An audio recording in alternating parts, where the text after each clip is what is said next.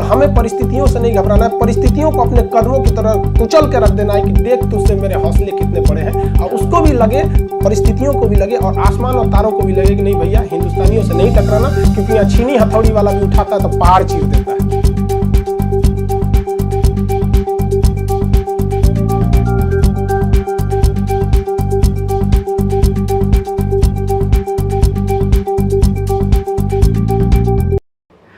नमस्कार, मैं अनुराग दांगी आप सभी का स्वागत करता हूं संवाद कोलकाता के इस खास शो जद कहानी जिंदगी की में। आज के हमारे मेहमान हैं खान सर। जी हां, युवा दिलों की धड़कन, the king of the ring in the field of teaching. आप कह सकते हैं एक ऐसा शख्स जिसने कई लोग कहना मतलब छोटी बात होगी, करोड़ों लोगों को अपना दीवाना बनाया अपनी टीचिंग के दम पे। अगर सही मायने में देखा जाए तो क्या बच्चे, क्या बुजुर्ग, क्या जवान, हर कोई इनके वीडियोस देख रहा है। वो भी इनके वीडियोस देख रहा है जो उस वीडियो से बहुत अधिक सरोकार नहीं रखता, जिन्हें कोई कॉम्पिटिटिव एग्जाम नहीं भी देना हो। कई सारे ऐसे लोग हैं जो सर की वीडियोस को देख करके अपने लाइफ में बहुत अच्छा कुछ कर पाए हैं। उनके कई सारे टेस्टिमनीज आप यूट्यूब पे देख सकेंगे। ऐसी शख्सियत से मिलने हम आज आए हैं, तो चलिए सबसे पहले इस शो में स्वागत करेंगे उस महान शख्सियत का, खान सर का। सर आपका बहुत बहुत स्वागत है सर इस शो में। धन्यवाद सर। हम लोग कोलकाता से चल के पटना में आए हैं सर से मिलने के लिए। संवाद कोलकाता वेस्ट बंगाल की चैनल है, जहां पे सर की पॉपुलैरिटी इतनी अधिक थी कि वहां के लोगों की डिमांड थी कि सर को इस शो में लाया जाए, और आज हम लोग सर के पास हैं। अब चलते हैं सीधे सीधे सवालों के साथ खान सर के पास। हमारा सबसे पहला सवाल सर आपके लिए है, क्या खान सर को यह एहसास था कि वो इतने पॉपुलर हो जाएंगे? नहीं, इसका तो कभी एहसास नहीं था। इवन की जो खान सर आप नाम देख रहे हैं, ये स्टूडेंट्स ने दिया। हम जब पहली बार कोचिंग में गए, कोचिंग फील्ड में, तो मेरे पास केवल 6 लड़के थे, और अगले दिन वो 650 हो गए, फिर 150, 200, कभी 1000 पहुंच गए, पता ही नहीं चला। लोग हमसे पूछते थे कि नाम क्या है, तो हम नाम नहीं बताते थे, ऐसे टीचर बोल देते थे, इंडियन टीचर बोल दो। तो उन लोगों ने ऐसे नाम दिया, तो उन लोगों ने खान सर सुझाया, तो मतलब बहुत से लोगों ने ऐसे धीरे धीरे खान सर हो गए, और हमको कभी ये नहीं पता चला था कि कभी हम यहाँ तक आ जाएंगे। क्या बात है सर, आपकी स्माइल बहुत ही शानदार है सर। आपसे ये पूछना चाहेंगे सर कि बच्चे जो हैं आज आपको रोल मॉडल मानते हैं, तो कहीं ना कहीं वो बच्चे चाहते हैं कि आपके उस जिंदगी को जाने जो जिंदगी आज वो जी रहे हैं। आपका स्कूल लाइफ कैसा था सर? स्कूल लाइफ में हम एक नॉर्मल स्टूडेंट की तरह ही थे। ऐसा नहीं है कि बहुत ज़्यादा इतने, मतलब स्कूल में हम पीछे से टॉप करते थे, मतलब आप समझ ही रहे होंगे वहाँ पे। बट हम ये बात आपकी बहुत लोगों को रिलेट कर पा रही होगी। हाँ, हम बहुत ज़्यादा नहीं है। इवन कि देखिए, हम जो भी पढ़ते थे, मतलब किसी ऐसी चीज़ में हम उलझ के रह जाते थे उसको समझने के लिए, बाकी मेन चीज़ों को छोड़ देते थे। लेकिन हम रियलाइज़ किए थे जब हम क्लास 8 पास किए, तो थोड़ा रियलाइज़ हुआ कि नहीं, ऐसे नहीं होगा। तो हमको पढ़ने का शौक था। इवन आज भी हम ये देखते हैं कि लड़कों को पढ़ने का बहुत शौक था, लेकिन कुछ ऐसे टीचर थे ना हम लोग के साथ में कि जो इतना दबाव में बना के रखते थे कि डर लगता था पढ़ने के लिए। हम कभी कभी कोई चीज़ समझ में नहीं आता था, याद कर लेते थे, लेकिन इंटरेस्ट नहीं रह जाता था। 9th में जब आए तो अपने दोस्तों से डिस्कस करने लगे, ऐसे नहीं ऐसे पढ़ना चाहिए। तो हमको एक फील हुआ कि जो ये मेरे दोस्त जो बता रहे हैं ना, ये टीचर से तो अच्छा यही बता रहे हैं। तो हमको ये एहसास हुआ कि इंडियन टीचिंग सेक्टर में एक बहुत बड़ा गैप है कि स्टूडेंट टीचर को अपना दोस्त नहीं समझ रहा है। तो 9th में हमको ना वो वाली फीलिंग आई। उसके बाद कुछ ऐसे टीचर मिले जो दोस्त की तरह में, फिर तो पढ़ाई से प्यार हो गया, फिर तो मतलब पूछिए ही नहीं। क्या बात है। तो स्कूल लाइफ में आप बिल्कुल पढ़ाई करने में बहुत ही मेहनती भी थे और आपको मज़ा भी आने लगा था। शरारत के मामले में कैसा था आपका स्कूल लाइफ? शरारत मामले में भी बहुत थे हम लोग। ऐसा नहीं, हम बचपन में सारे लड़के शरारत करते हैं, और यही उम्र ही है शरारत करने का बचपन में। पढ़ाई भी जरूरी है, शरारत भी जरूरी है। कभी आम तोड़ना, कभी कुछ बदमाशी तो चलती रहती थी स्कूल वगैरह में, सजा भी मिलती थी उसके लिए। क्या बात है, ये बातें बिल्कुल बच्चे रिलेट कर पा रहे होंगे खुद से कि कहीं ना कहीं जब आप इस लेवल पे हैं तो वो लोग भी एक सपना लेंगे कि मुझे भी आने वाले समय में खान सर बनना है। कॉलेज लाइफ कैसी थी सर आपकी? कॉलेज लाइफ नॉर्मल ही थी, बहुत वर्सटाइल, बहुत बड़ा नहीं था। बट क्या था कि हम लोग कॉलेज लाइफ में या उससे पहले हर तरह की एक्टिविटीज़ में रहते थे। हमारा एम था, जो शुरू से एम था कि हमें फौज में जाना है। उसी हिसाब से हम बचपन से ही अपने आप को तैयार कर रहे थे, और फौज के हिसाब से। और उसके बाद जब हमने इंटर पास किया तो एनडीए दिए, फिर टेक्निकल एंट्री स्कीम के थ्रू, एनसीसी स्कीम, बहुत सारी स्कीम थे। बट मेरा हाथ टेढ़ा हो जाने की वजह से थोड़ा सा हम उधर मतलब नहीं जा पाए, मेडिकल अनफिट होने की वजह से यहाँ पे। और उसके बाद फिर कॉलेज लाइफ में आदमी अब सीरियसली पढ़ाई करने लगा। जो भी मतलब बदमाशी की है वो 9th से पहले, उसके बाद तो थोड़ा आदमी सीरियस हो गया। क्या बात है।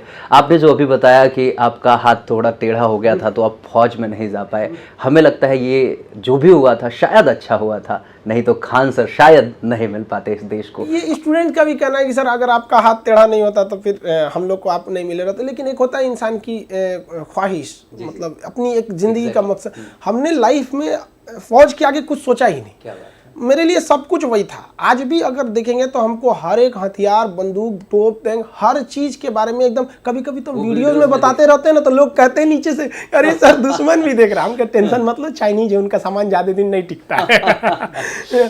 तो हमारी ख्वाहिश तो फौज में ही थी। बाद में जब फौज नहीं हुआ तो फिर अब दूसरे जगह हम देखे ही नहीं, तो फिर दूसरी जगह मन ही नहीं लग सकता हमारा। तो फिर एक यही ऐसा फील्ड था जहाँ टीचिंग, जहाँ हम दूसरे के सपनों को साकार कर सकते थे। मेरा अपना नहीं हुआ तो फिर कम से कम दूसरों के काम आ सके। सही मायने में अगर देखा जाए तो आज वो जो लाइफ थी कि फौज में चले जाते, उससे बहुत ही बेहतरीन जिंदगी आपकी है। और सबसे बड़ी बात, इस वजह से आप कई सारे लोगों के लिए प्रेरणा स्रोत बने हुए हैं सर। अच्छा एक बात बताना कि आप आज शिक्षक हो, क्या बचपन में कभी एक ख्याल भी आया था कि आप आने वाले समय में एक शिक्षक? कभी ख्याल नहीं आया था, लेकिन जब हम अपने कुछ टीचर्स को देखते थे जिनके डर से हम सवाल नहीं पूछ पाते थे, तो एक मन में सवाल जरूर आता था कि अगर हम टीचर बनेंगे, अगर हम बनेंगे तो स्टूडेंट्स को इतना फ्रेंडली माहौल देंगे, इतना फ्रेंडली कि मतलब वो अपने दोस्त से पूछने के बजाय हमसे आके पूछेगा, अरे सर बता ना दीजिए ये वाला चीज़।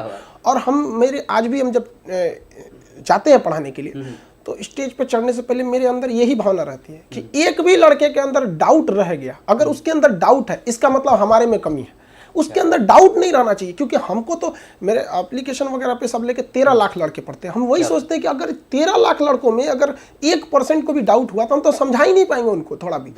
तो इस तरह से एकदम नीचे से लेके एकदम ऊपर तक के बच्चों को समझा। अब पढ़ाने के वक्त में तो हम यही चीज़ ध्यान रखते हैं कि एक मजदूर भी है ना, जो मजदूरी करके आया ना, उसको भी क्वांटम फिजिक्स समझ में आए। क्या बात है। सीरियसली आपके वीडियो से ये लगता भी है, और नो डाउट आपकी वीडियोस को हर कोई देख रहे हैं, बच्चे, बुजुर्ग, जवान, हर कोई देख रहे हैं एंड दे आर लर्निंग, उससे बहुत सारी चीज़ें सीख भी रहे हैं वो। सर एक बात बताना कि हर इंसान अपने जीवन में कभी ना कभी फेल होता है।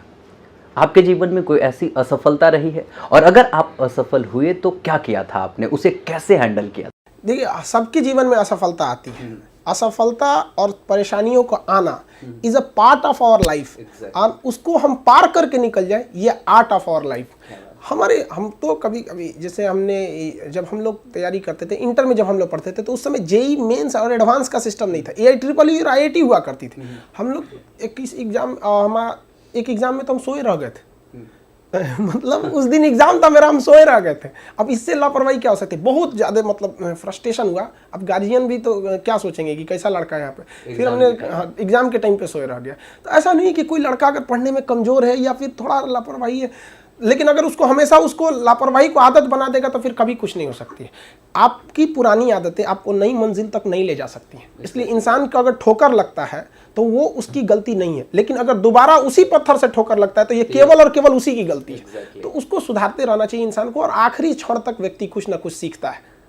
क्या बात है, बहुत बड़ी बात कही सर आपने। लेकिन यहाँ पे एक वाक्य अभी घटित हुआ है, ये रिसेंट की घटना है। आप गीता फोगाट की सिस्टर हैं रितिका फोगाट, उन्होंने सुसाइड किया एंड जस्ट बिकॉज कि एक पॉइंट से वो मैच हार गई। मतलब दिस वाज रियली मतलब ये दिल तोड़ने वाली घटना थी। इस पे आप क्या कहें? देखिए जो सुसाइड वाला मैटर, हम मतलब ये एक देश को हमको समझ में नहीं आता, कभी कभी अजीब हो जाता है। आप चाहे वो सुशांत सिंह राजपूत जी को देखिए, वो युवाओं के लिए रोल मॉडल थे। या फिर गुजरात में वो लड़की थी आयशा, उसको देखिए। या फिर आयशा की वीडियो को जब आप देखेंगे तो कितने मतलब खुश होकर के अपनी वीडियोस बना रही थी। लोग लाइफ को इस तरह से, ऐसा नहीं है कि जिंदगी वहाँ के बाद खत्म हो जाती। कभी कभी ना होता क्या है कि इंसान जिंदगी से घबरा जाता है, लेकिन घबराना नहीं चाहिए। गुच्छे की कभी कभी आखिरी चाबी भी ताला खोल देती है और टर्निंग पॉइंट हो जाता है। इवन मेरा तो जिंदगी में एक ही सपना ही रहा था, NDA का। जब वहाँ पे हम सेलेक्ट नहीं हुए, आर्मी में नहीं जा पाए, वहाँ मेडिकल में जब देखे कि मेरा हाथ 21 डिग्री घुमा हुआ है, हम बड़ा फ्रस्ट्रेट हुए थे। तो हमारे एक कर्नल साहब थे जो NCC में थे, वो हमको बहुत मानते थे, क्योंकि उनको मेरा लगन देखते थे फौज में हथियारों के प्रति, तो बड़ा खुश थे। तो उन्होंने कहा कि देख बेटा टेंशन नहीं ले, अब्दुल कलाम भी यहाँ से छट के गए, वो इससे ज़्यादा आगे कर सके। तो भगवान हमें अगर कभी तकलीफ देता है ना, तो समझिए कि भगवान हमसे बहुत ज्यादा कुछ उससे अच्छा कराना ले जा रहा है। हो सकता है जो फोगाट जो किया बहुत गलत हो सकता, वो आगे के मैच में वो इंडिया को लीड कर सकती थी। और भारत का हर व्यक्ति अपने आप में उसके अंदर बजरंगबली इतनी शक्ति है, बस कमी है तो एक जामवंत की, वो उसकी शक्ति को बता दे, फिर देखिए ये देश को हिला सकता है। भारत का युवा, कोई जानता था कि बस में टिकट काटने वाला व्यक्ति रजनीकांत बनेगा, वेटर की नौकरी करने वाला अक्षय कुमार बनेगा? कोई नहीं जानता था ना। जिसको खाने को पैसा नहीं था, जिस व्यक्ति को, आज वो अडानी कंपनी का मालिक है। जो साइकिल रिपेयरिंग का काम करता था, कोई पैनासोनिक की कंपनी खड़ा कर दिया। टांगा चलाने वाला आज MDH कंपनी खड़ा कर दिया। तो लोग घबरा जाते हैं, घबराना नहीं चाहिए। धनुष अगर कितना भी अगर पीछे जा रहा है तो मतलब समझिए वो तीर को बहुत आगे ले जाने वाला है। बहुत बड़ी बात कही आपने। युवाओं को एक संदेश है कि युवा सुसाइड ना करे लाइफ में, चाहे कितनी भी परेशानियां क्यों ना आ जाए। ये सच में दिल तोड़ने वाली बात है। अभी जब आप बातें बता रहे थे तो मतलब रोंगटे खड़े हो रहे थे। जब सुन रहा था तो लग रहा था कितना दर्द है आपकी आवाज़ में इस चीज़ को लेकर के। लाइफ में कभी कभी बड़ा मोड़ लेता है। हम जब पटना आए थे तो हमारे पास पढ़ाने के लिए कुछ भी नहीं था। इवन कि हम एक मकान में रहने गए ना तो उन्होंने मकान दिया, बाद में जब हमने आधार कार्ड दिया तो उन्होंने हमारा मकान खाली कर दिया, कहने कि हम मुस्लिम को नहीं देते। फिर हम एक मुस्लिम के पास गए तो उन्होंने उनसे पूछा कि भाई आपके यहाँ ऐसा कोई जाति उति का लफड़ा तो नहीं है? तो उन्होंने कहा कि हम हिंदू को नहीं देते। हम कहे यार ये दोनों ठीक नहीं है सब, ये दोनों ठीक नहीं है सब। हमको शुरुआत में लगा था कि ये आदमी गलत है, बाद में लगा कि नहीं, हर जगह पे कुछ गलत लोग हैं। तो हम एक ऐसे आदमी साहब के पास, सिन्हा जी हैं वो, आज भी हम उन्हीं के मकान में रहते हैं। केवल उनके इतनी इंसानियत को देख के उन्होंने साफ कह दिया कि नहीं हम इंसान को देते हैं, आप इंसान है ना, बस हम उन्हें देते हैं। लेकिन बाद में हर इंसान के पास ठोकर लगते हैं। हम जब पढ़ाने गए तो लोग यहाँ पे 1.5 साल पढ़ाने के बाद, 1.5 साल हम एक कोचिंग में पढ़ाए थे, 1.5 साल, और उन्होंने हमको मेरे पास पैसे नहीं दिए उनका। हमने कोई बात नहीं, बच्चों की तो सेवा की है। फिर हम एक दूसरे कोचिंग में गए, फिर वहाँ पर हमने हमारे पास पढ़ाने से फुर्सत नहीं था तो हम उन्हीं को कहते थे देखो जितनी फ़ी आती है बच्चों की मिनिमम फ़ी रखिए, जो पैसे आते हैं इससे एक अनाथ आश्रम खोला जाएगा जहाँ बच्चे पढ़ेंगे, फ्री में उनको पढ़ाया जाएगा, दिल लगा के पढ़ाया जाएगा। उन्होंने कहा ठीक है सर, हम पैसे इसका इकट्ठा करते हैं, हम उनको दे देंगे। लास्टली उन्होंने पैसे लूट लिए और हमारे जेब में केवल 40 रुपये छोड़ा था उन लोगों ने। और पटना से घर लौटने का मेरा किराया 90 रुपया था। हम घर केवल नहीं जा पाए क्योंकि मेरे जेब में केवल 40 रुपये थे। हम गंगा घाट में, NIT घाट है ना वहाँ बैठ के हम टेंशन में थे वहाँ पे। अब जब हम सोचे कि अब क्या करें यहाँ पे, इतना तक कोई किस तरह इतना क्यों गिर सकता है। हम वापस जब गए तो रूम का दरवाज़ा बंद हो चुका था, मकान वगैरह। तो हम खटखटाए तो वहाँ से निकले, कहें कि आप क्या हो गया है सर आपको, ये कितना टाइम को आ रहे हैं, टाइम देखिए। तो हमें लगा 10 बज रहा होगा, हम टाइम देखे तो रात का 2 बज रहा था। फ्रस्ट्रेशन में उस समय हमको लगा कि नहीं हमें कोई रोक रहा है।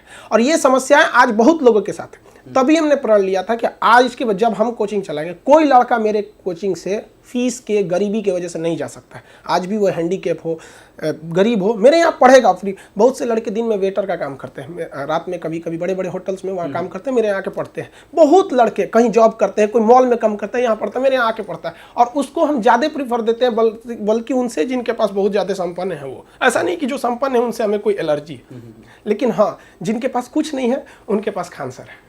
क्या बात है, ये बहुत बड़ी बात है सर।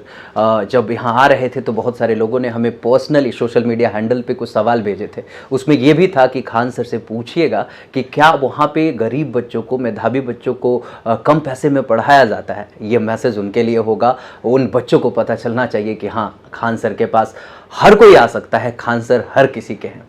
सर अगला सवाल कि नो डाउट जिस तरीके से आपने चीज़ों को रिप्रेजेंट किया, जिस तरीके से आपने अपनी लाइफ को बनाया है, खान सर बनना मुश्किल तो है, लेकिन क्या अगर कोई खान सर बनना चाहे तो उसे क्या करना पड़ेगा? देखिए दुनिया में हर इंसान कुछ भी कर सकता है। कोई किसी को पता था जिस व्यक्ति को पढ़ने स्कूल में नहीं दिया गया, स्कूल के बाहर रखा गया, स्कूल का पानी पीने नहीं दिया, वह व्यक्ति इस देश का संविधान रच के चला जाएगा, भीमराव अम्बेडकर। तो परिस्थितियां सबके साथ एक जैसे होती है। कभी किसी की पानी में गिरने से मौत नहीं होती है, मौत उसकी होती है जिसे तैरना नहीं आता है। परिस्थितियां सबके साथ होती है। जब बारिश होती है तो बाज बादलों को चीर के ऊपर चला जाता है, वो बारिश से नहीं घबराता है। पानी में अगर आप अंडा को डालेंगे तो उबल के वो हार्ड हो जाता है, आलू को डालेंगे तो अपने आप को पिघला के नरम कर लेता है, लेकिन चाय पत्ती डालेंगे तो पानी को बदल देता है। तो हमें परिस्थितियों से नहीं घबराना है, परिस्थितियों को अपने कदमों की तरह कुचल के रख देना है कि देख तुझसे मेरे हौसले कितने बड़े हैं। और उसको भी लगे, परिस्थितियों को भी लगे और आसमान और तारों को भी लगे कि नहीं भैया हिंदुस्तानियों से नहीं टकराना, क्योंकि यहाँ छीनी हथौड़ी वाला भी उठाता है तो पहाड़ चीर देता है। क्या बात है, बहुत बड़ी बात सर। यहाँ पे जब बात युवाओं की हो रही है तो एक बात पूछना लाजमी बनता है कि आज बेरोजगारी एक बहुत बड़ी समस्या बनी हुई है देश के सामने। देश के कर्णधार कुछ कर नहीं पा रहे उस लेवल से बेरोजगारी को कम करने के लिए या इसे किसी भी तरीके से समाप्त करने के लिए, आपके नज़र में कोई ऐसा उपाय जो बेरोजगारी को कम कर सकता है या समाप्त कर सकता है? देखिए, बेरोजगारी एक छोटी समस्या नहीं है, बहुत बड़ी समस्या है। इसमें कई लेवल पे सुधारना है। जैसे जिसको प्राइवेट सेक्टर में जाना है उसके पास कोई प्रॉपर, अभी मान के चलिए किसी व्यक्ति को करना है कि हमें टाटा कंपनी में जॉब करना है, तो टाटा ज्यादातर वो मैकेनिकल में दिया। हाँ, अलग बात है कि उसका टीसीएस भी है टाटा की हर सेक्टर्स में, लेकिन ज्यादातर उसने मैकेनिकल सेक्टर में जाता है। तो उसके पास अगर मान के चलिए वो बीटेक नहीं किया हुआ है या फिर कोई बहुत बड़ा डिप्लोमा नहीं किया, तो कोई ऐसा कोई कॉलेज या कोई ऐसा ट्रेनिंग सेंटर है जहां पे उसको उस लेवल की ट्रेनिंग दी जा सके, जहां पे वो डायरेक्ट रिक्रूट कर सके, नहीं है उसके पास। उसको खुद बेचारे को जाके किसी के हेल्पर बन के धीरे धीरे सीख, ऐसा कुछ है नहीं। लेकिन चाइना में क्या, आपको ड्राइंग बनाना है ना, तो उसके पास प्रॉपर एक यूनिवर्सिटी है ड्राइंग की। आप वहां ड्राइंग बनाइए, एक बेहतरीन आर्टिस्ट बनिए और उसके बाद आप जाके सेटल हो सकते हैं। यहाँ आप ड्राइंग बनाइए, लोग गाली देंगे मोहल्ले का, क्या कर रहा है तुम, पोस्टर साटेगा है, नहीं ना। वहाँ पे तो उसने बेहतरीन ढंग के उसको ऑर्गेनाइज कर रखा है। यहाँ पर हम लोग के यहाँ कुछ खास ऑर्गेनाइजेशन है ही नहीं, हमें खुद लड़खड़ा के सीखना रहता है लड़कों को। वो तो लड़के इतना ठोकर खा जाते हैं कि ठोकर भी शर्मा जाता है, कहता है आप कितना ठोकर देंगे इसको, कहीं ना कहीं सेटल करा ही देते हैं इसको।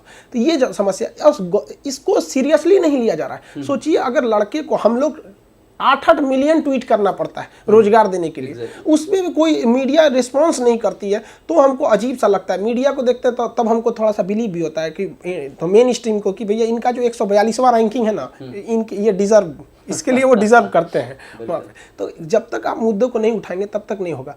और हर सेक्टर की जॉब की देखिए, हमारे देश की समस्या क्या है कि जो लोग कहते हैं कि जनसंख्या समस्या है, ठीक है, वो जनसंख्या तब तक ही समस्या रहती है जब तक वो भीड़ है।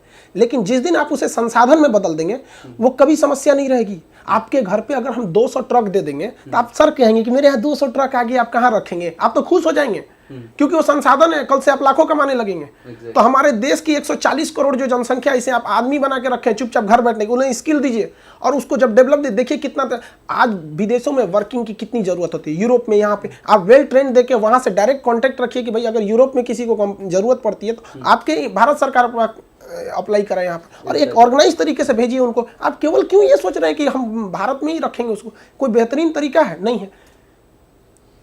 एग्जैक्टली, बहुत बड़ी बात है सर। मतलब आपने बेरोजगारी को लेकर के जो बात कही है, कहीं ना कहीं अगर प्रयास किए जाए तो इसे कम जरूर किया जा हो सकता है सर। आपका अगर होटल है ना, आपका होटल अगर जोमेटो पे लिस्टेड कर देते हैं तो आपका रात 12 बजे तक खाना खत्म हो जाएगा। रात 12 बजे के बाद जोमेटो पे या स्विगी पे खाना नहीं मिलता है। लेकिन एक बेरोजगारों के लिए कोई है जोमेटो की तरह कि हम बेरोजगार हैं, वहां अपना कर दे कि भैया हम ऑनलाइन है, अभी बेरोजगार है, किसी को जरूरत है तो यहाँ से ले जाओ, नहीं ना है, नहीं है यहाँ पर। क्या इस तरह का एक कोई पोर्टल नहीं होना चाहिए जहां पे हर डिस्ट्रिक्ट वाइज, एरिया वाइज होना चाहिए? जोमेटो आप पटना में खोलेंगे तो क्या दिल्ली का खुलेगा? नहीं ना, यहीं कर लेगा, यहीं कर लेगा। उसी तरह से एक नेशनल प्लेटफॉर्म होना चाहिए कि नहीं, कि हम इस सेक्टर के, हम बढ़ई हैं, कारपेंटर हैं, हम स्टूडेंट हैं, वेटर हैं, ये हैं, आप वहाँ पे एक प्लेटफॉर्म दीजिए, उस एरिया का दिखाएगा, वहां से जिसको जरूरत होगा वह हायर करेगा। एक पारदर्शिता भी रहेगी, कोई इसमें कोई ब्लैक वाला काम भी नहीं हो सकता है। बिल्कुल सी बात है सर। जैसा हम देख पाते हैं कि आप कहीं ना कहीं जनरल कॉम्पिटिशन्स के बच्चों को टारगेट करके जो अपनी वीडियोस बनाते हैं या क्लासेस देते हैं, तो वो मैथ्स, रीजनिंग, जीएस और इंग्लिश पे बहुत ही अधिक फोकस्ड होते हैं। लेकिन आज के दौर में जिस तरीके के स्किल की डिमांड है, उस तरीके के स्किल की जो ट्रेनिंग है वो शायद नहीं मिल पा रही है। इसके बारे में आप देखिए, जो हम लोग का सेक्टर है वो गवर्नमेंट जॉब के लिए है। ऐसा नहीं है कि आप गवर्नमेंट जॉब को नकार देते हैं। अगर गवर्नमेंट कह दे कि हम गवर्नमेंट जॉब नहीं दे सकते, लड़का वो भी छोड़ देगा पढ़ना। आप उसको कह के रखे ना कि तुम ये सिलेबस मैथ, रीजनिंग, इंग्लिश पढ़ के आओगे, तो हम तुमको, आपने उसको उम्मीद दे रखा है, उम्मीद देंगे तो करेगा ही करेगा। वहां पे क्यों नहीं कर? आप जब मना कर दिए कि हम कल से एसएससी नहीं रखेंगे, तो आप सबसे पहले एसएससी में जो अधिकारी बैठे हैं, जो एसएससी के चीफ हैं, उनको हटा दीजिए। लड़के भी नहीं मांगेंगे हमें, आप उनको बैठा के मिठाई खिलाइएगा, एसी में रूम रहेगा उनका, लड़का यहाँ पे धूप में चिल्लाएगा हमारा रिजल्ट दो। ऐसा नहीं हो सकता है। जो लड़के प्राइवेट में जाना था जाते, कोई रोकता तो नहीं है उन्हें। नहीं, लड़के क्या कहते हैं कि हमको घर से उठा के नौकरी दीजिए, नहीं। लड़का कहता है कि प्रॉपर आप पारदर्शिता लाइए कि आपकी कितनी सीटें खाली हैं। सीट खाली रहने से बेरोजगारी तो बढ़ती है, करप्शन भी बढ़ता है। एक व्यक्ति के ऊपर 4 आदमी का बोझ डालेंगे, काम करेगा नहीं, कर सकता है ना, तो करप्शन भी बढ़ेगा और लेट होगा। और जब कोई चीज लेट होती है तो लोग पैसा निकालते हैं जेब से, लो ना 500 मेरा करा दो पहले, और वहीं से रिश्वत चालू होती है। तो हर चीज अगर प्रॉपर रहेगा तो कोई क्यों रिश्वत देगा? आपका आधार कार्ड 2 दिन में सही हो जाएगा, आप रिश्वत देंगे? नहीं। लेकिन वहां 10 आदमी की जरूरत है, 1 आदमी काम कर रहा है, आपको इमरजेंसी में जरूरत है, आप पैसा देते हैं, वो आगे उसका लत बढ़ता है। एग्जैक्टली। अच्छा, एक बात बताइए सर कि ये जो सरकार ये पारदर्शिता नहीं ला पा रही है, वो रिजल्ट की बात हो या वैकेंसीज की बात हो, तो क्या सच में सरकार असक्षम है या फिर वो लाना नहीं चाह रही? सीरियस किसी चीज को लीजिएगा तो कोई चीज असक्षम नहीं हो सकती है। किस देखिए गवर्नमेंट किस चीज पर सीरियस है ये चीज को डिपेंड किया जाता है। गवर्नमेंट सीरियस थी डोकालाम को लेके, गवर्नमेंट सीरियस थी गलवान घाटी को लेके, क्या हटाया कि नहीं? चाइना हट गया। तो क्या चाइना को सुधारने से ज्यादा मुश्किल आपको एसएससी और रेलवे को सुधारना लगता है? गजब बात है। आप सीरियस किस चीज को लेते हैं? सीरियस लेंगे हर चीज हो जाएगा। आप सीरियस ही नहीं, 8 मिलियन ट्वीट के बाद नेशनल मीडिया पे खबर नहीं बनती है। ये बड़ा ही दुखद है अगर सही मायने में देखा जाए तो। और भी बहुत सारी ऐसी बातें होती है जो जन सरोकार की नहीं होती है, फिर भी प्रधानमंत्री तक ट्वीट करते हैं, उसको शेयर करते हैं, बट यूथ के जो आवाज़ उठी थी उसे नहीं कर पाए। खैर, बिहार की अगर बात करें तो बिहार अभी धीरे धीरे कहीं ना कहीं बदल रहा है। इस विकास को आप किस तरीके से देखते हैं, या ये और किस कदर विकास कर सकता है? बिहार में कई तरह की समस्या है। एक नेचुरल समस्या, जैसे एक और बाढ़ देख लीजिए, कहीं सूखा देख लीजिए। तब एक ही बिहार ऐसा नहीं है बहुत बड़ा राज्य है, area wise normal medium size का, तो एक और सूखा है, एक और भयानक बाढ़ है। दूसरा, यहाँ लचर व्यवस्था इतनी जबरदस्त है कि एक चीज यहाँ समस्या क्या है कि बिहार में लोग आवाज नहीं उठा पाते। मुखिया गलत कर रहा है, दिख रहा है गलत कर रहा है, गलत है, ये बिहार की समस्या नहीं, ओवरऑल ऑल ओवर इंडिया की, वो आवाज ही नहीं उठा पाता। ये गलत है, मतलब गलत है। सरकारी स्कूल में टीचर हैं, स्वेटर बीन रहे हैं, पढ़ा रहे हैं, आपका स्वेटर बीनने के लिए घर है, चले जाइए वहाँ पे। सही बात। ये गलत चीज है ना। सबसे जरूरी चीज है शिक्षा। शिक्षा उस शेरनी का दूध है जिसने पिया है वो दहाड़ा है, और फिर उसकी दहाड़ को सब लोग सुनेंगे वहां पर, चाहे वो कहीं का भी हो। तो शिक्षा व्यवस्था को सुधारना पड़ेगा यहाँ पर, और इसके लिए टीचरों के प्रति को भी अपनी जिम्मेदारियों को समझना पड़ेगा। और बिहार में क्या है कि थोड़ा सा गरीबी या फिर जो बेरोजगारी की समस्या, यहाँ से लोग पलायन कर जाते हैं, तो शिक्षा उचित न मिलने की वजह से यहाँ लोग आवाज भी नहीं उठा पाते हैं। जाइएगा थाना में तो झाड़ के भगा देगा। कोई पढ़े लिखे को थोड़ा कह दे, एफआईआर नहीं लिखेंगे। सही बात है। उनको वहीं पे बताएगा कि आप किस लिए बैठे हैं। सही बात है। जब बिहार देश और बेरोजगारी की बात हो रही है तो एक सवाल उठना लाजमी है कि अभी जिस तरीके से लॉकडाउन पे लॉकडाउन लगाए गए कोरोना के नाम पे, और अभी शायद आगे भी लगाने की बात चल रही है, कुछ शहरों में लग भी गए हैं, इस लॉकडाउन को आप किस रूप में देखते हैं? क्या ये जायज़ है या फिर कोई और उपाय हो सकता था? कहीं ना कहीं इस लॉकडाउन के पीछे हम लोग की लापरवाही भी मायने रखी। अब लोगों को ऐसा फील होने लगा है कि नहीं, कोरोना से हम जीत गए। इवन कि हम लोग अगर मास्क को प्रॉपरली फॉलो किए रहते, जो गाइडलाइंस है, हम लोग की भी गलती, इसको आप भी देखते होंगे कि अब ट्रेनों वगैरह में आप देखिए नॉर्मल लोग समझने लगे, जबकि गवर्नमेंट अभी भी ट्रेन को रोक के रखी है, सब कुछ चालू करके ट्रेन को रोक के रखी ताकि दूर दूर से लोग की कनेक्टिविटी थोड़ी धीमी हो जाए। अगर हम लापरवाही नहीं करते तो अब तक हम लोग कोरोना पे जीत चुके रहते। एक ये गलती। चाइना ने क्या किया, इतना स्ट्रिक्टली फॉलो कराया रूल को। अब वहाँ फॉलो कराना ईजी भी है, कम्युनिस्ट देश है, नहीं फॉलो नहीं कीजिएगा तो कहाँ चले जाएंगे पता ही नहीं चलेगा आपको। तो एक ये है। दूसरा, लॉकडाउन के पीछे समस्या ये है कि जॉब्स जो जाने लगे थे ना, ये एक बहुत दुखद घटना थी। इसको, और ये अचानक हुआ था कि कोई ना गवर्नमेंट प्लान कर पाई ना कोई कॉर्पोरेट प्लान कर पाई, लेकिन धीरे धीरे अर्थव्यवस्था अब अपने पटरी पर आ रही है। लॉकडाउन में नो डाउट बहुतों के जॉब गए, और ऐसे ऐसे लोग भी सर हमसे मिले हैं जिनकी सैलरी लगभग 3 लाख रुपए मंथली थी और अचानक से 0 पे आ गए थे।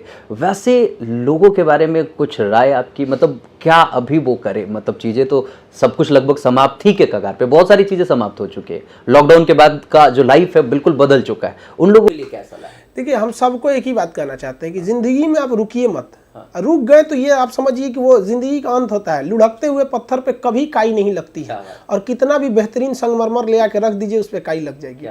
तो रुकना नहीं चाहिए। हम अपनी एक बात बताएं, जिस दिन जनता कर्फ्यू लगा था और हमको लग गया कि नहीं अब लॉकडाउन होने वाला है, तो हम उस दिन से लड़कों का क्लास यूट्यूब पर लेना चालू कर दिए, और मार्च में लिए, अप्रैल में लिए, लेते गए यहाँ पे। और देखे कि मेरा सारा चीज़ तो पटना में रह गया था, हम तो गाँव पे रह गए थे।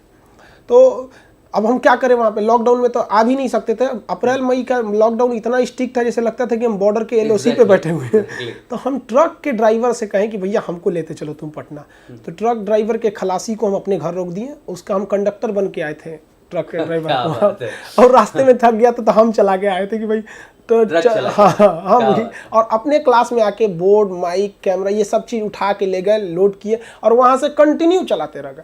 तो ऐसे भी हमने लॉकडाउन में बहुत से लोगों को देखा। एक आदमी को हमने यूट्यूब पे देखे थे, नाम नहीं याद हमें, उन्हें, दिल्ली में थे, वो होटल में मैनेजर के पोस्ट पे थे। लॉकडाउन के बाद जब जॉब चला गया तो वो एक बड़े से जगह पे आके अपना एक फैमिली रेस्टोरेंट टाइप का छोटा सा खोल लिया, मतलब स्ट्रीट पर ही खोल लिया, और अच्छा से मतलब वो थोड़ा सा रन करने लगे थे। तो किसी भी इंसान को कहते हैं रुकना नहीं है, कुछ भी हो जाए आप दौड़िए, नहीं दौड़ सकते ना तो चलिए, रेंगिए, कुछ भी कीजिए। स्वामी विवेकानंद ने कहा था कि चलते रहिए, आपके रुकने से एक देश रुक जाता है। ट्रेन के किसी एक बोगी से चैन पुलिंग होती है, रोक पूरा ट्रेन देता है। हम भारत रूपी ट्रेन की एक बोगी है, हमारा चैन पुलिंग होगा, देश रुकेगा। क्या बात है, बहुत बड़ी बात कही सर आपने। अब आगे एक और सवाल है सर आपके लिए कि जब आपकी पहली वीडियो वायरल हुई थी, मतलब नो डाउट ये लॉकडाउन को अगर हम सही मायने में देखें आपके लिए, तो ये आपके लिए चुनौतीपूर्ण नहीं रहा, इसे आपने अवसर में बदला। लोगों को भी यही चाहिए कि परेशानियां आए, परिस्थितियां बुरी हो जाए, तो वैसी स्थितियों में वो कहीं ना कहीं रास्ता तलाशे। आपने रास्ता तलाशा और आपने एक एग्जाम्पल भी दिया कि उन्होंने भी एक रास्ता तलाशा। उस दरमियान जब आप वीडियोस बना रहे थे तो नो डाउट पहली ही वीडियो तो वायरल नहीं हुई होगी। जब पहली वीडियो वायरल हुई आपकी, जब पता चला आपको कि वीडियो इतनी वायरल हो गई, उस वक्त आपको कैसा लगा और आप उस वक्त कर क्या रहे? हमको काफ़ी खुशी फील हुई थी जब वायरल हुआ था। तो देखिए होता क्या था, जब हम वीडियोस बनाते थे तो क्लासरूम में मेरे पास हर एक चीज़ें रहती थी, वेल कैमरा रहता था और पढ़ाने के लिए हर चीज़ के इंस्ट्रूमेंट रहते थे, एलईडी पैनल था, जो चीज़ हम चाहे दिखा सकते थे। लॉकडाउन अचानक लगा ना, तो हम घर गए, मेरे पास कुछ नहीं था, हमारे पास लाइट तक नहीं थी, हम आगे टॉर्च जला के वीडियो बनाते थे। और हमारा जो चैनल चालू हुआ था 2019 में हुआ था और 8 वीडियो हमने बस 2019 में बनाए थे। कुछ लोगों ने, जैसे हम सरस्वती पूजा बड़ा धूमधाम से मनाते हैं, अब चाहे वो शिवरात्रि हो तो बहुत अच्छा से हम भी मनाते हैं, तो कुछ लोगों को इस बात पर एतराज़ था। तो 2019 में ना लोगों ने हमारे ऊपर बम्बार्डमेंट कर दिया, उड़ा दिया मेरा कोचिंग, ब्लास्ट, हाँ बम धड़ाधड़ बम लगने लगा। और जब हम ये बात यूट्यूब पर आके बताए तो लोगों ने हमें धमकी दिया कि आप अपना यूट्यूब से वो बम्बार्डमेंट वाला वीडियो हटाइए, वरना आप समझिएगा। हमें अपने चैनल से यूट्यूब के वीडियो हटाना पड़ा 2019 में। और उन्होंने कहा कि आपको हम दोबारा यूट्यूब पे नहीं देखना चाहते, हम कोई वीडियो नहीं बनाए। जब लॉकडाउन में घर चले गए तो हम कहे नहीं, अब कुछ भी हो जाएगा, आपको बनाना ही है। तब बनाते गए धीरे धीरे, और यहाँ पे मेरे सारे इंस्ट्रूमेंट पटना में ही रह गए थे पढ़ाने वाले। तो हम बताएं आपको ट्रक से लेके आए यहाँ पे, फिर जब पढ़ाना चालू किया तो जिस तरह से हम क्लास में पढ़ाते हैं सेम उसी तरह यूट्यूब पे भी बताते हैं। आप देखे होंगे हमारी भाषा में कोई प्रोफेशनल वाला वो चीज़ नहीं रहता। एक बिहारी जो भाषा होती है, जो गांव की भाषा होती है, बस उसी पे बोल देते हैं। लोगों को पसंद इतना आया कि लोग देखने लगे, इंडिया से क्या बाहर से भी लोग देखने लगे। लैंग्वेज को लेकर के तो नो डाउट लोग आपसे बहुत ही अधिक कनेक्ट हुए। जो भाषा आपने इस्तेमाल करा है, मतलब लोगों के दिल को छू गया। मुझे लगा कि ये अपनी भाषा है एंड दे गॉट कनेक्टेड। हम सबको यही कहते हैं कि भाषा कभी मायने नहीं रखता है, कभी मायने नहीं। इस चीज़ का रियलाइज चाइना को हुआ 1980 के दशक में। उसने कहा कि हमारी देश के युवाओं को अंग्रेजी और विदेशी भाषा सीखने में इतना टाइम लग जा रहा है कि वो अपना एनर्जी का 80% इधर ही झोंक देते हैं। उन्होंने कहा कि नहीं भैया, इंग्लिश को गोली मारो, जिसको पढ़ना है पढ़े, ऐसा नहीं है इंग्लिश कंपलसरी ही रहेगा, करना ही करना है तुम्हें वहाँ पे। आप देखेंगे अब उसके बाद से उसने जो ऑर्गेनाइजेशन चालू किया, इंडस्ट्रियलाइजेशन चालू किया, वहाँ पर इतनी तेज़ी से आगे बढ़ा। और आज के वक्त में चीन के राष्ट्रपति प्रधानमंत्री को इंग्लिश बोलने नहीं आता है, तो क्या वो डेवलप नहीं है? तो क्या बिहार के लोग को बिहारी, भोजपुरी या फिर जो भी भाषा, हम कहते हैं भाषा मीठी होनी चाहिए, मर्यादा होनी चाहिए, भाषा में अश्लीलता, रूडपन नहीं होना चाहिए। बाकी हर भाषा सही है, लोग उससे समझ जाएंगे और अच्छे से समझिए। लोगों को बहुत हाई फाई लेवल में मत समझिए, हर व्यक्ति समझता है, अपनी गाँव की भाषा में समझाइए। बिल्कुल सी बात है सर, यही आपको यूनिक बनाता है, यही चीज़ है जो आपको औरों से अलग ला के खड़ा कर देता है। अब कुछ ऐसे सवाल हैं सर जो बच्चों के आए हैं। अभी तक हमारे सवाल थे, अब बच्चों के कुछ सवाल हैं, हम चाहते हैं कि उसके जवाब आप बिल्कुल दें। आप तो बहुतों के लिए प्रेरणा स्रोत है, आपकी प्रेरणा का स्रोत क्या है? किसी व्यक्ति की प्रेरणा का हमको लगता है कोई एक स्रोत नहीं होगा। हर जगह उसको अलग अलग प्रेरणा स्रोत है। जब हमारे जीवन में कभी कभी दुख आने लगता है ना, जैसे देखिए हमारा सपना था अनाथ आश्रम बनाना, ये हमारे पैसे लूट के मेरे जेब में जब 40 रुपये छोड़े गए थे ना, उस समय ऐसा लगा था जैसे टूट जाएंगे। हमको उस वक्त भी याद आता है कि हम कर्ण का जीवन, जो महाभारत में कर्ण का जीवन देखिए, क्या दुनिया में कोई उससे ज़्यादा दुख सहा है? जो उम्र में वो माँ के गोद से लिपट के दूध पीने की उम्र थी, उसे गंगा में दहा दिया गया। सूत पुत्र कहलाता रहा, कवच कुंडल तक उतार लिया गया। मृत सैया पे जब आखिरी वक्त भी लेटा था तो उससे भी भगवान ने सोने की दांत तोड़ के मंगवा लिया। जीवन कोई उससे जो बड़ा दुख सहा है, नहीं सह सकता।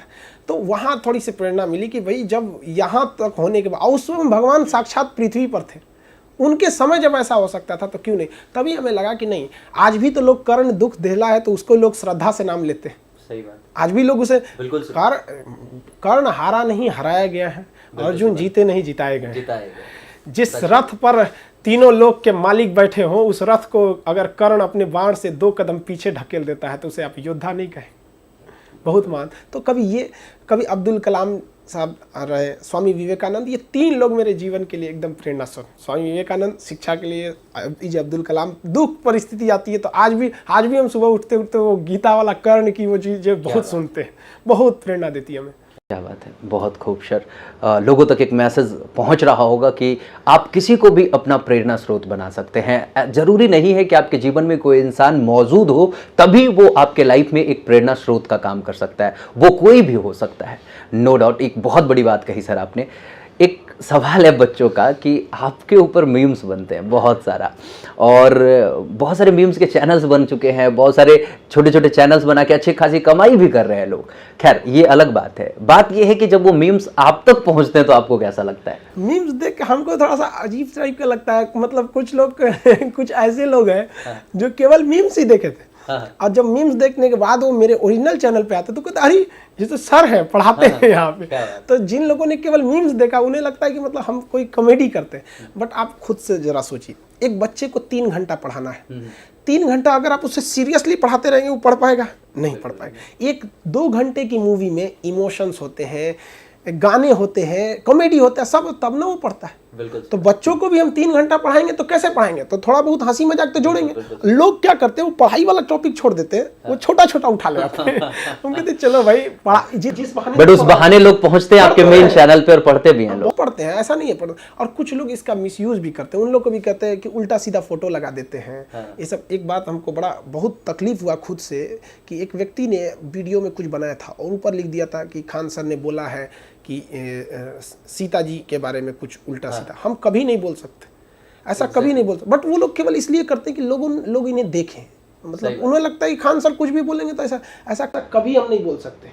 सही बात। जगत जननी माँ सीता के ऊपर कोई उंगली उठाने से पहले 10 बार सोचेगा। बिल्कुल सही बात। कुछ लोग इसका मिसयूज करते हैं तो ये थोड़ा बुरा लगता है। बिल्कुल बात है। खैर नो डाउट अच्छाइयाँ इतनी है कि जो कुछ भी बाकी ये छोटी छोटी चीज़ें होती है वो छिपी जाती है, उसका कोई वजूद नहीं रह जाता। खैर एक सवाल है एक बच्चे का, उसने पूछा है कि मतलब बड़ा ही स्ट्रेस दे करके उसने पूछा, ये जरूर पूछेगा सर, CBSE के हैं ये, इन्होंने लिखा है कि CBSE वाले लड़कियों से सर को इतना प्रॉब्लम क्यों है भाई? देखिए हम खुद CBSE बोर्ड से पढ़े थे शुरू में, ऐसा प्रॉब्लम्स नहीं है। इन द सेंस हम जब फाइनली डिसाइड कर दिए कि हमें टीचिंग फील्ड में आना है तो हम यही सोचे थे कि हमें गरीब से गरीब लड़के को पढ़ाना है। मतलब मेरा वही टारगेट रखता है, कोई रिक्शा वाला हो, ठेला वाला हो, गरीब किसान का लड़का हो, उसी तरह से पढ़े। मेरे लड़के जो पढ़ने आते हैं, जब सीट नहीं मिलता है ना, आप क्लासरूम में देखिएगा तो सीमेंट का जो बोरा होता है या जो बोरा लेके आते हैं वो लड़के अपने साथ लेके आते हैं। उन्हें पता है कि बैठ जाएंगे। एक लड़का हमसे आके कहा कि सर हमसे एक रिक्वेस्ट है, कि बोलो बहू। तो क्या सर हमको हाफ पैंट पहनने के आने की परमिशन दे दीजिए। हम क्या क्यों? सर बैठने का नीचे जगह नहीं मिलता है, बोरा लेके आते हैं, जीन्स पे बैठ नहीं पाते। अब क्योंकि क्लास में लड़कियां भी रहती हैं, हम हाफ पैंट पहन के नहीं बोल सकते। लेकिन ये जुनून एक गांव के लड़के किसान में ही हो सकता है। बिल्कुल। और ये अगर CBSE वालों को नीचे बैठा देते हैं ना तो वो कहते हैं हम नीचे बैठेंगे यहाँ पे। तो हम यही कहते हैं कि भाई इनको पढ़ा, तो थोड़ा सा उनका हम भी मजाक बना देते हैं। लेकिन ऐसा नहीं है कि जो मेरे क्लास में पढ़ता है उसको भी पता है कि ये सर केवल मजाक के लिए करते हैं। और देखिए जो ये लड़के होते हैं ना, गरीब के लड़के या फिर किसान के या हिंदी मीडियम वाले लड़के, कहीं भी एडजस्ट कर लेते हैं। सीढ़ी पे लड़के बाहर बैठ के पढ़ लेते हैं, जगह नहीं रहता है क्लास में तो कोई दिक्कत नहीं। बट उनको थोड़ा सा पढ़े हैं बढ़िया, भाई हम इलीट क्लास के हैं तो भाई हमारे पास कोई इलीट क्लास नहीं चलेगा। हमारे यहाँ आप आए हैं तो आप केवल भारत माँ की संतान हैं, हम सबके लिए हैं। और जिसका कोई नहीं है उसे भी हम आज कहते हैं, जिस विद्यार्थी को कोई नहीं पूछता है आज मेरे पास, उसको हम अपनी कुर्सी पे बैठा देंगे। अगर पैसा नहीं भी है ना तो हम तो कहते हैं कि पैसे से तो मेरे यहाँ कोई लौट ही नहीं सकता है, क्योंकि अगर उसके पास पैसे नहीं है वो पढ़ाई उसको पूरी तरह पढ़ाया जाए। और ऐसा नहीं कि CBSE वालों से कोई एलर्जी है, बस ऐसे थोड़ा सा मजाक के लिए 3 घंटे के क्लास में कुछ मजाक में बोल दिया आदमी तो उसी को निकाल लेता है। फाइनली आप बोलते हैं सर बच्चों को कि मतलब ये क्लास में हमारे बच्चे नहीं बैठे होते, माँ बाप के सपने बैठे होते हैं। मतलब ये बहुत अच्छी बात लगी, सच में इसने दिल को छुआ। But the thing is that कि जितने भी बच्चे आज आपकी क्लास में पढ़ाई कर रहे हैं, या ऑनलाइन हो या ऑफलाइन हो या कहीं और भी पढ़ाई कर रहे हैं, ये सच है कि सबकी नौकरी नहीं लगेगी। तो ऐसी स्थितियों में आज के दौर में एक ऑप्शन देखने को मिल रहा है कि वो पढ़ाई के साथ साथ कमाई के कुछ और भी रास्ते ढूंढते, स्किल डेवलपमेंट के जरिए वो अपनी इंग्लिश थोड़ी ठीक कर लिए, थोड़ा सा पब्लिक स्पीकिंग बोलना ठीक कर लिए, या सेल्स में चले गए। मतलब ये सारी चीज़ें जो बच्चे कर रहे हैं उनके लिए आप क्या कहेंगे? क्या उन्हें करना चाहिए या फिर नहीं? पढ़ाई में 2 स्टेज होता है, एक शुरुआती पढ़ाई का ऐसा नहीं कि हमारी पढ़ाई 1 साल में खत्म हो गई तो कंपटीशन 1 साल में खत्म हो जाएगा। पढ़ाई 1 साल में खत्म हो जाती है, उसके बाद लड़कों को रिवाइज करना रहता है, उस चीज़ को और टेस्ट के द्वारा इंप्रूव करना रहता है। तो जब लड़का पढ़ाई वाले स्टेज में ना अभी अभी जस्ट आया है तो उसको ज़्यादा डाइवर्ट नहीं होना चाहिए। अगर घर की स्थिति ठीक है तो नहीं जाना चाहिए, नहीं तो होम ट्यूशन वगैरह थोड़ा बहुत देख लेना चाहिए। हम लोग भी होम ट्यूशन ही पढ़ाए थे, अपने जॉनर की चीजें, हाँ, जो अपने रिलेटेड उसमें हल्का देख लेना चाहिए। जब पढ़ाई कंप्लीट हो जाती है तब उसके बाद वो पार्ट टाइम सोचे और उसके बचे हुए टाइम में वो अपना रिवाइज करते रहे। लड़कों के साथ समस्या क्या है, उन्हें 24 घंटा बहुत छोटा लगता है, क्योंकि वो इसे कभी भी एक प्लान तरीके से यूटिलाइज ही नहीं करते हैं ना। वो अभी पढ़ाई कर रहे हैं, यूट्यूब मोबाइल पे मैसेज आया, यूट्यूब देखा, वहाँ पे कोई व्हाट्सअप पे आया, वहाँ से वो यूट्यूब पे घुसा, फेसबुक पे घुसा, आधा घंटा उधर ही रह गया। उसको एक फिक्स रहना चाहिए कि हमारे लिए जो 2 तरह के काम है जो जरूरी हम पहले उसे निपटा दें, उसके बाद जो बचता है फ्री एकदम बेस्ट तरीके से उसे हम इंजॉय करें यहाँ पर। तो लड़कों को ये वेल प्लान लेके चलना चाहिए। और जो लड़के कहते हैं ना मेरा सपना है लाइफ में, हम जो कुछ करते हैं ना, आज तक हमने एक ही सपना देखा था, फौज में जाने का, वो सपना टूट गया, नहीं जा पाए। आज के बाद मेरे जिंदगी में कोई सपना ही नहीं है, मेरा एक प्लान है। जैसे हमें विद्यार्थियों को पढ़ा के सफल बनाना है, ये मेरा सपना नहीं है, मेरा प्लान है। हमें देश का तकदीर बदलना है, जहां तक हमसे हो सके आखिरी सांस तक हम इस देश को करके जाएंगे, ये मेरा प्लान है। नो, सपना नहीं है। सपना जल्दी, सपने को लोग एंजॉय करने लगते हैं, प्लान जो होता है आपके ऊपर बैठा रहता है, ये करना है। तो ये हमको सारे स्टूडेंट को कहते हैं, जिसे आप कहते हैं ना सपना है, उसे प्लान में बदलिए, प्लान में। मैक्सिमम लोग यही फेल होते हैं, लोग सपने बड़े देखते हैं बट उसको प्लानिंग में कन्वर्ट नहीं कर पाते, और कुछ लोग तो प्लानिंग में कन्वर्ट करते हैं बट एग्जीक्यूट नहीं कर पाते, एक्शन नहीं ले पाते। उन लोगों के लिए क्या कहेंगे? प्रोक्रेस्टिनेट करते रहते हैं, टालते रहते हैं। इस सारे लोगों को कहते हैं कि कोई भी व्यक्ति सेल्फ असेसिनेट कर सकता है। जैसे मान के चलिए हमने कोई प्लान बनाया कि 1 साल बाद हमको ये हो जाना है, तो उस 1 साल का जो टारगेट है उसका कुछ हिस्सा एक हर वीक का भी होना चाहिए कि इस वीक में ये काम इतना हो जाना चाहिए। अगर फर्स्ट या सेकंड वीक में अगर वो टारगेट नहीं पूरा हो पाता है, चुपचाप लिख लीजिए हम सक्सेस नहीं होने वाले। क्योंकि इतनी भयानक भीड़ है, समय के पास इतना समय ही नहीं कि आपको दोबारा समय देने जाएगा। वो ये बड़ी बात है, वो समय नहीं देगा आपको दोबारा। बिल्कुल सी बात है। इस जगह पे मैं चाहूंगा कि एक और सवाल मेंशन किया जाए। अभी अगर सही मायने में देखा जाए तो 8वीं 9वीं 10वीं 11 12th के जो बच्चे हैं वो लव बर्ड बन के घूम रहे हैं पार्क्स में, सिनेमा हॉल में, और उन्हें लगता है कि यही रॉयलिटी है, मतलब मजा आ रहा है, यही जीवन है। इन लोगों के लिए क्या मैसेज होगा आप? एक तो ये हम लोग का जब एज था तो उस समय मोबाइल, व्हाट्सएप, फेसबुक नहीं थे, ये सब काफ़ी टफ हुआ करता था। हम लोग के वक्त में जब ये लव वगैरह वाला था तो हम लोग जब छोटे थे लोग तो हम लोग के सर बोलते थे यार ये तो यूपीएससी से भी टफ है। लेकिन अब के लड़कों को देखते तो उनको नहीं लगता। तो हम लोग का एक दौर अलग था, बहुत सारी रिस्ट्रिक्शंस थी, आप कहीं जाके बात नहीं कर सकते थे कहीं। आजकल तो बहुत ज़्यादा छूट हो गया है, तो इसमें थोड़े से लड़के बिगड़ रहे हैं। हर चीज़ का एक एज होता है। लड़का जो 10th में है, जिसके पिताजी अगर पैसा देना बंद कर दें तो वो 1 कप चाय नहीं पी सकता है। वो अपनी गर्लफ्रेंड को बोलता है कि तुम्हें तारों की दुनिया में ले जाएंगे। अरे तुमको वो टेम्पू में नहीं बैठा पाएगा अपने पैसा से, और लड़की भी उसको सच मान लेती है। अरे तो मरो तुम लोग यहाँ पर।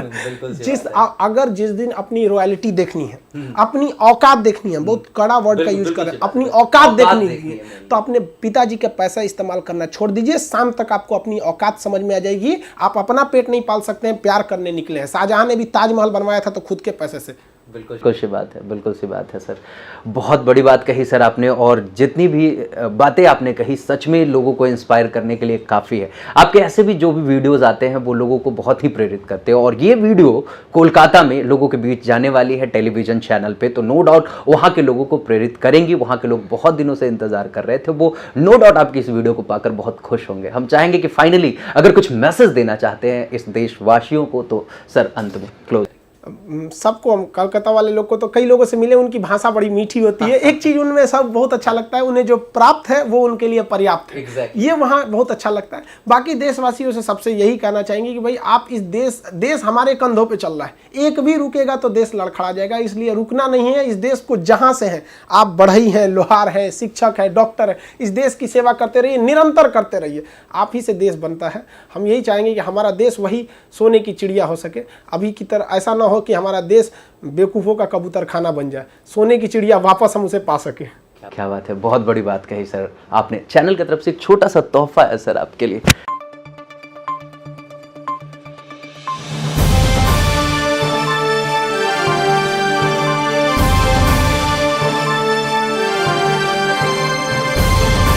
तो आज के जद कहानी जिंदगी की के एपिसोड में इतना ही। आज हमारे साथ थे खान सर। अगले किसी और एपिसोड में किसी और बड़ी शख्सियत के साथ हम मिलेंगे और फिर होगी ढेर सारी बातें। तब तक के लिए शुभ विदा। Thank you so much. Thanks a lot.